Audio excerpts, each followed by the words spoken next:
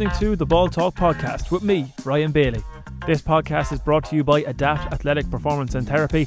Head over to Instagram and give them a follow at adapt_clinic. If you enjoyed this podcast, don't forget to leave a like, share it with your friends, and hit that subscribe or follow button as well. Without further ado, let's get straight into the podcast.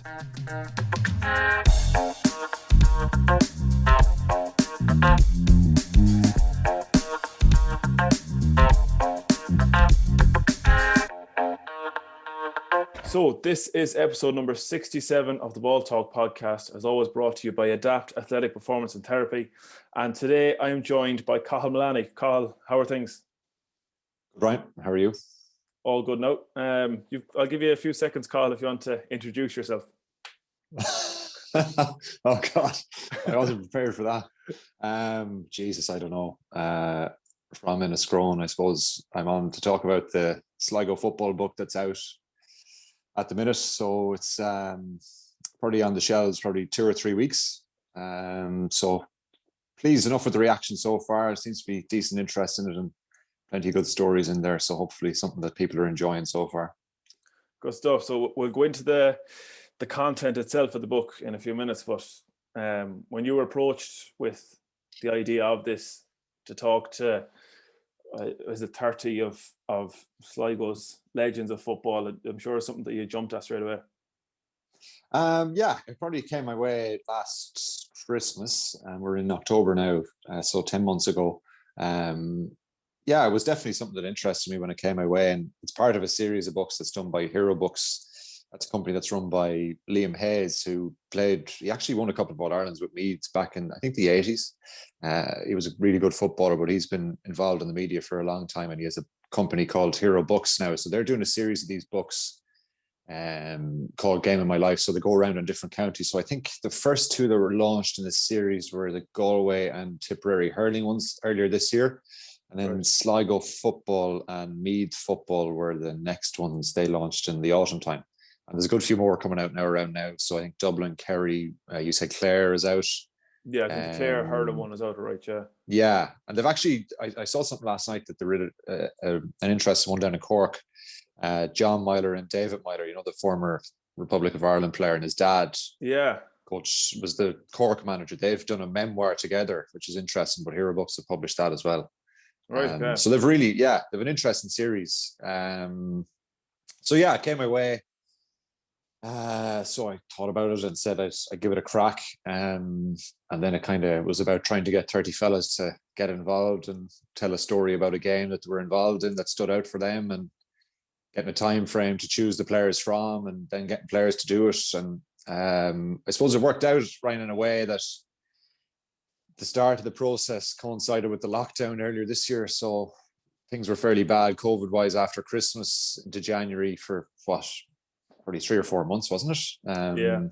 So I was able to get a fair bit of the groundwork done at that time in terms of contacting fellas and doing interviews over Zoom and phone calls and different things like that. So by the time the start of the summer came around, it was taking a bit of shape, and then I got it finished at the end of the summer, and probably the start of September, I think it went to print. So that's how it worked out.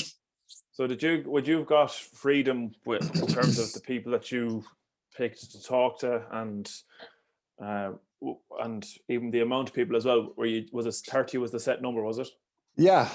So the series, I think some of the books go for 20, 25, 30, 35, kind of that sort of ballpark. So what I would have done initially was scribble down a lot of names that I thought of from the different eras. Sorry, the first thing was probably the time frame. So I decided to go 1960 to 2020, I suppose it's a round enough figure, 60 years, and then try to pick out players in the different eras within that 60 years. Talk to a good few people as well that would be in the know about the older generation and the more modern generation as well.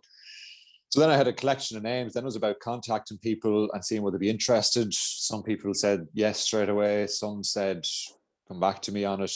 And maybe they said no or yes, they didn't fancy it or whatever, and that's fine. And eventually we got our 30 one way or the other. So I was delighted with the 30 fellas that we got. And I tried to, I suppose it's not an attempt to have the top 30 Sligo footballers or anything, like who am I to pick who the top 30 are, but it was kind of to get a broad spread of people from that were representative of the different generations, so you could get an insight into different Sligo teams from the 1960s right up to the present day. Yeah. And so we got there eventually.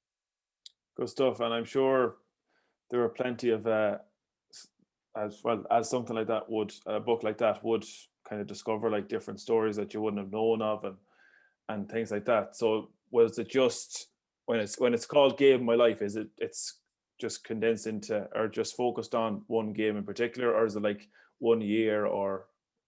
Yeah, so it's one game in particular that they kind of focused on. But the way that Liam sold it to me when he was telling me about it was, it's kind of like a mini biography for every player as well. So yeah, you focus on a game all right in the chapter, but also different bits and pieces around their career. And it's all in their own words as well, which is kind of interesting. So I would have talked to them and just transcribed what they said to me, and they get to have a look at it then again and make sure they're okay with it, and that it's kind of the choreography of it is fine and it makes sense when people read it back. So that's how it was. So yeah, they would focus on a game. So kind of the game of my life, it's a game that defined their career, is kind of the line that describes it. So they could have played well, they could have played badly, it could have been a result that changed their career in one way or the other. So for example, obviously the more modern ones, a lot of them would have picked 2007 to beat Galway in that championship. In the Connacht final, I think Eamon O'Hara picked the 2007 game against Roscommon in the semi-final. Then you have, prior to that, probably 2002, 2001, obviously with the qualifier wins. And then before that, like, obviously you always like to remember games that you win, but some of them picked games that they lost as well. I think Patrick Coyne picked the 97 Connacht final, lost to Mayo by a point. You know, that's probably a game that defined the careers for a lot of people in that era, because Sligo had come off a fairly bad run prior to that and just lost by a point in the Connacht final that time. But yeah, then going back before that, like Mick Barnes-Murphy, Mickey Cairns, Brendan McCauley, Noel Mullaney he goes back the furthest. He goes back to a game, I think, in 1962 against Roscommon, and they lost that one as well, actually, up in Charlestown. So yeah, they all would have picked a game that stood out for them, and little bits and pieces around their career as well. Yeah, because like with the more modern games, say like the 07 is the one that sticks out in everyone's memory. If you think of one game in particular for Sligo, or even go back to 2002, or you can look at Connacht finals, let's say the couple that have been over the last 10, 12 years. But to go back looking at as like a game from 62, or even maybe like the 75 final in more detail as well, must be good as well. Oh yeah, brilliant. And I suppose our generation wouldn't know anything about those games really, so to get an insight into them, and kind of as well to get an insight into the Sligo mindset that time. Like, one thing that stood out to me was the guys from the 60s and the early 70s in particular. Sligo were really, really good back then, and they were really competitive.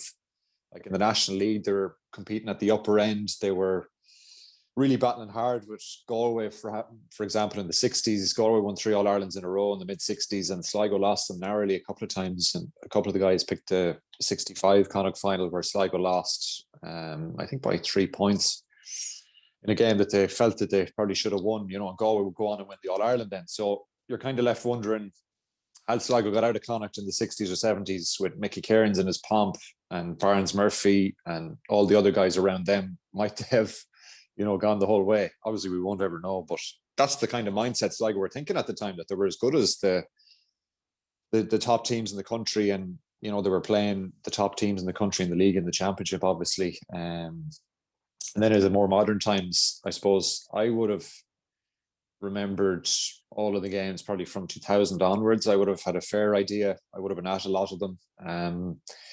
And I would have been chatting to the lads about those. And I found that when I was chatting to them, like, you'd talk to them for way too long and you'd be asking them way too many questions. And I'd have way too much stuff after because I was just interested in it myself, you know.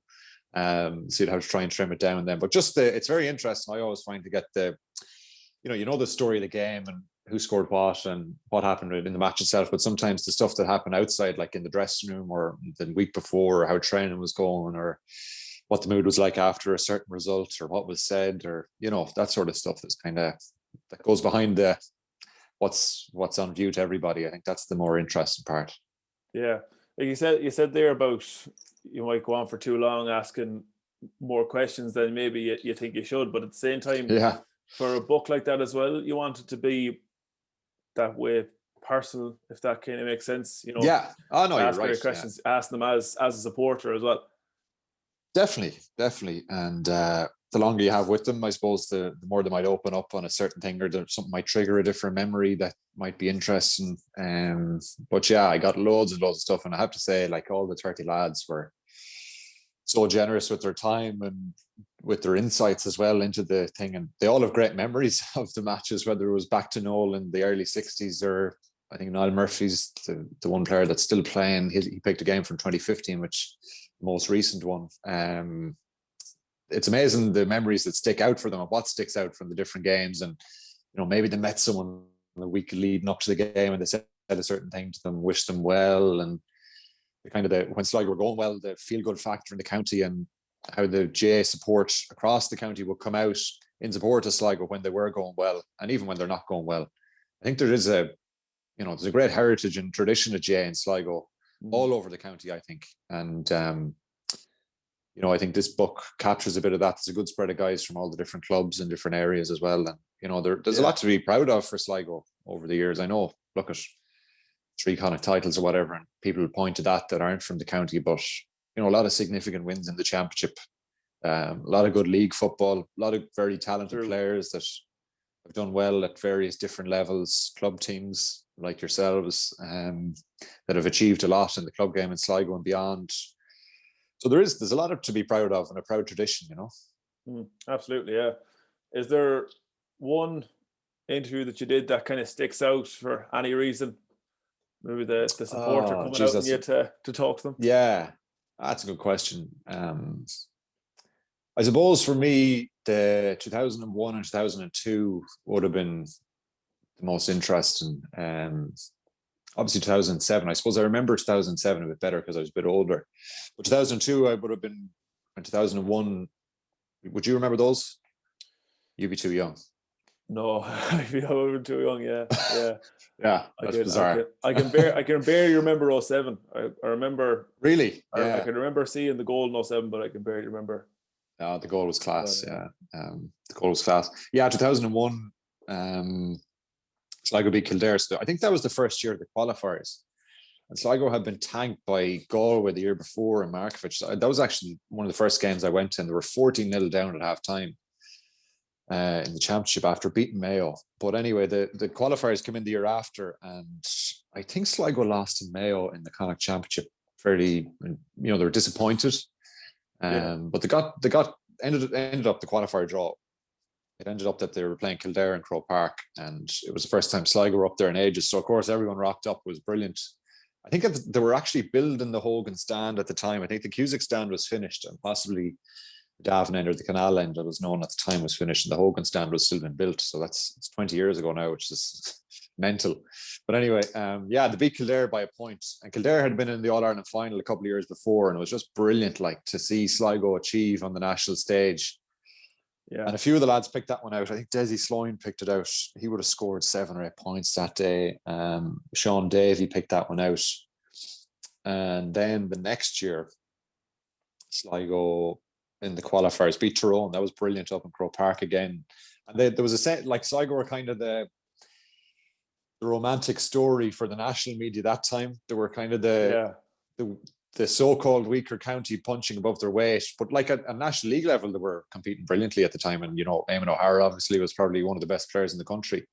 But there was such a brilliant atmosphere around the place that time. I can still remember. I was only young, and it was just class. So to get the inside story to those sort of games was brilliant. That was interesting. But look, at all the stories are interesting in their own way, and they'll resonate with certain people for certain reasons, I hope. But yeah, the 2001 and 2002 was a great time. Was there, I don't know, I'm picking your brains here a bit as well. It's when you're going through days like that, and let's say if the same, if 2 or 3 different people pick the same game, they might pick it for the reason for a win or something. But as you said, there'll be another memory that will stick out. It's important that they do put that in, that reason why it sticks out in their head as well. Was there any that kind of surprised you in that sense as well? That might have been a day where Sligo won, but someone picks it out for a different reason. Yeah. I suppose, I think two lads picked the 2001 win over Kildare. Two or three would have picked the 2007 win over Galway. Yeah, and I suppose the different things from that would be what they remember from the celebrations and afterwards, and how, I suppose, how they remember finally getting over the line, and what it means to them. And funny, the different things that they do remember, when, like, it might be something that's very inconsequential that happened after, but it meant a lot to them. Carrying the cup into certain parishes, meeting certain people on the field after the game, different things like that. And it's amazing when you look back, and when Sligo did get over the line, what it meant to so many people for so many different reasons. And, obviously Eamon O'Hara got the goal that day. There was loads of other stuff that happened on the margins too. Like, Sligo were brilliant defensively that time. I think I remember going through one of the lads. Like, Sligo's full back line was Charlie Harrison, Noel Maguire, and Ross Donovan, the half back line. Michael McNamara was centre back. You had Johnny Davy there as well. I think Paul McGovern. Yeah. To the green and goals. Eamon O'Hara in the middle with Kieran Quinn. Like, it was some setup. And then up front, Marin, Mark Breheny, David Kelly. It was class. Like, so yeah, like there are different things that different guys remember in the build up to those big games, when they might have met a certain person that would offer them a few words of encouragement, or, I think Noel Maguire was on about how he was having to kind of, in the back of his mind, have a few words prepared if Sligo did get over the line. I think someone told him to have a few ready, but he wasn't thinking of that, obviously. Yeah. Like, they've great recollections of that time and the bigger days. Yeah, it just reminds you there of last year. I think it was last year.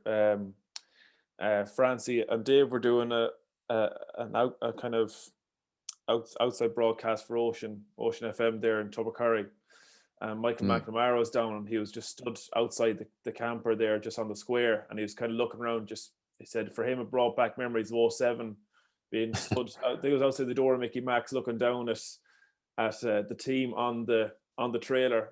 I think if I've got this right now, he was looking down at the team on the trailer, thinking, shit, I should be up there. It was something like that. Anyways, but it's just funny the way, as you said, different memories bring back different things for players. Like, would it be, did the book have to be restricted to just the game, or did anyone go into the afters like that as well? Oh no, they're definitely parts about the afters. And that's the most important part. And a lot of them, I think, were you there that night in Tubbercurry? You probably were. I was there that night. My mother and father had the Forge Bar in Tubbercurry at the time, so I can remember still mesmerised at these fellas coming in. Alan Costello wasn't playing for Sligo at the time, but I'm nearly sure he was there, and seeing Brendan Egan and Brian Curran, all these fellas, Sean Davey walking as well. Yeah, it was class. But no, like, they would obviously remember the celebrations from the different times. And another thing that stands out throughout the whole thing, and especially with the older lads maybe as well, that they really place a lot of value on the friendships that they made and relationships that they had with their own players and players from other counties through their playing days, that they're still in touch with now.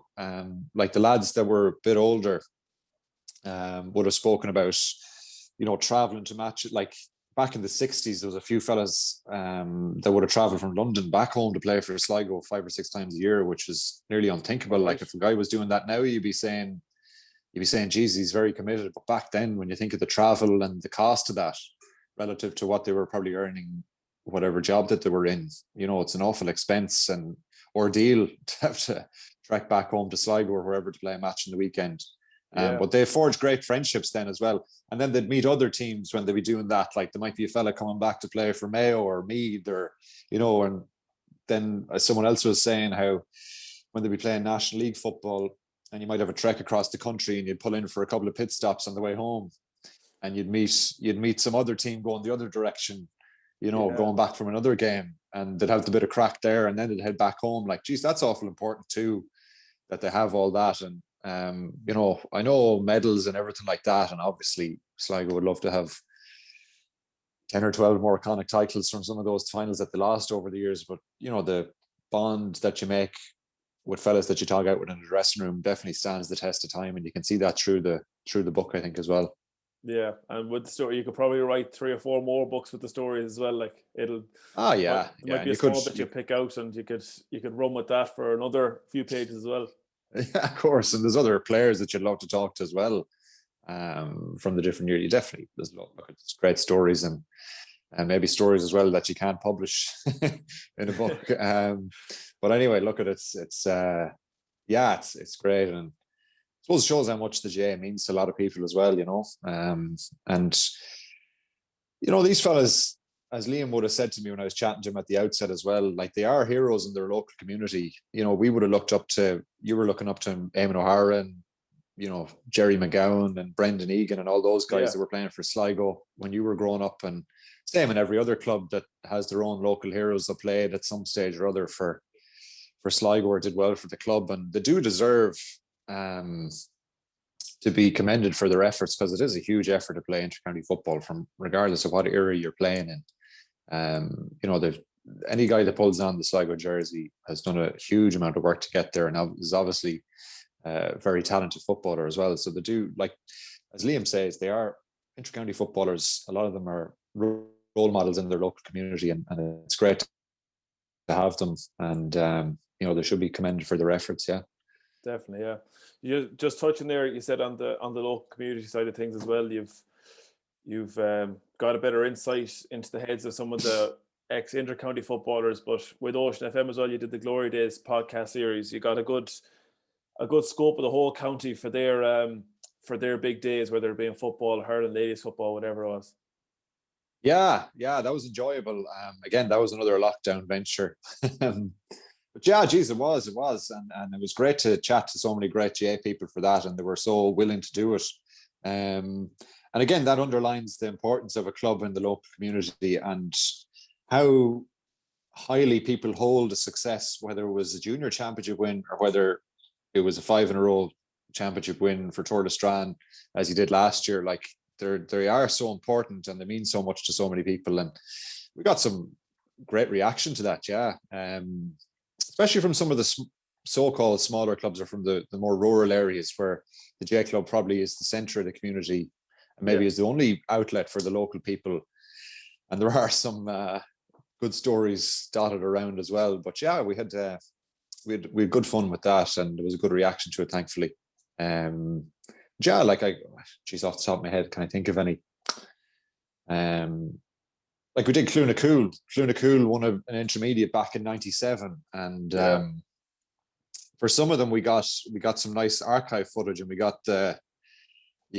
kind of mixed in bits of the commentary and stuff. I think we did that with that one. I think that with the Bunnadan one as well, wasn't it? Yeah, geez, the Bunnadan one actually. Yeah, they got a late goal. That was unreal. Yeah, we got Willie Gormley got me the footage of that. Yeah, that was class. But yeah, like the importance of those wins for the clubs and what they mean to people, and people abroad were tuning in and stuff as well. I know that we got a few messages from people abroad that were tuned in and remembered the day or whatever, and I suppose it kind of worked out well that series was broadcast during the lockdown, because there was maybe a little bit more of an appetite for nostalgia that time, because there was nothing else happening. But yeah, it was enjoyable. Well, look, Carl, I think that wraps things up. Kabir, before we finish off, the book Game of My Life Sligo edition, all bookshops around Sligo and local shops as well. Yeah, it's in bookshops, and it's online, and yeah, I've dropped a few into local shops around the county. So in the various different villages and towns, yeah, there are some dotted in local supermarkets or whatever. Yeah, so hopefully people can get their hands on them there, and it's on the shelves. Yeah. Lovely stuff, Cathal. Well, I look forward to getting my hands on it myself, and the very, very best of luck to you with it as well. Thanks, Million. Thanks, Ryan. Thank you.